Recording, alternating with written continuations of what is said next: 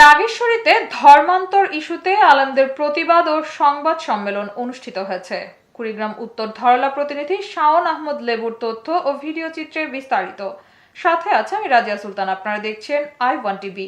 কুড়িগ্রামের নাগেশ্বরীতে রাজারহাটের দুই হিন্দু তরুণীর ইসলাম ধর্ম গ্রহণকে ঘিরে উত্তেজনার মধ্যে স্থানীয় আলেম সমাজ সংবাদ সম্মেলন করেছে।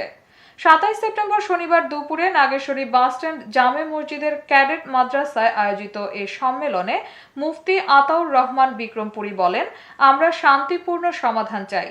দুর্গাপূজা চলাকালে কোনো কর্মসূচি দিচ্ছি না, তবে পূজার পরও তদন্ত না হলে আন্দোলনে যাব।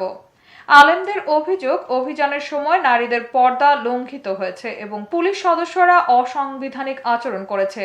অভিযুক্ত পুলিশ কর্মকর্তাদের বহিষ্কারের দাবি জানানো হয়। এ বিষয়ে নাগেশ্বরী থানার ওসি রেজাউল করিম জানান, রাজারহাট থানার 778 নং জিডির সূত্র ধরে রাজারহাট থানার অনুরোধে আইনগত প্রক্রিয়ায় অভিযান পরিচালিত হয়েছে এবং কোনো অনিয়ম হয়নি। অভিযানে রাজারহাট পুলিশ ছাড়াও নাগেশ্বরী থানার 2 সিভিল পুলিশ ও নারী পুলিশ অংশ নেন। সংবাদ সম্মেলনে স্থানীয় শীর্ষ আলেমরা উপস্থিত ছিলেন এবং শান্তিপূর্ণ পরিবেশ বজায় রাখার আহ্বান জানান।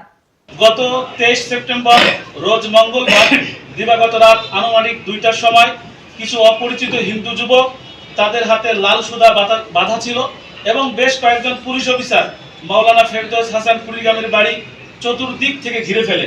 তারা লাঠি হাতে থাকা অপরিচিত লোকজন দিয়ে বাড়ির চারপাশ পাহারায় বন্দি রেখেই ওনাকে হত্যার চেষ্টা করে এবং 2:40 বাড়ির বাউন্ডারি ভেঙে বাড়িতে প্রবেশ করে এবং জোরপূর্বক ঘরে ঢুকে দুজন মুসলিম মেয়েকে অপহরণের মিথ্যা অভিযোগ দিয়ে নারী পুলিশের পাশাপাশি ইসকনের পুরুষরাও মহিলাদেরকে জোরপূর্বক তাদের চেহারা দেখে।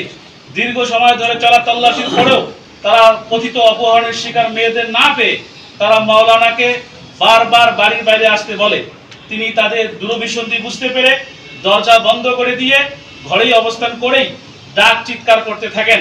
অতঃপর গ্রামবাসী জড়ো হতে থাকলে অপরাধীরা পালিয়ে যায়। যদি পুলিশ প্রশাসন উদ্ধার না করে থাকে, মেয়েরা করে থাকে, তাহলে তারা আইনভাবে বাংলাদেশ সংবিধান অনুযায়ী তারা লঙ্ঘিত করেছে, আইন লঙ্ঘন করেছে।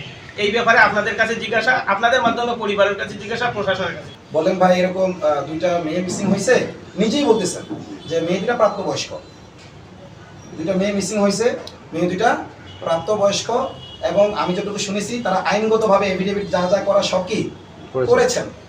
এতক্ষণ সঙ্গে থাকার জন্য ধন্যবাদ।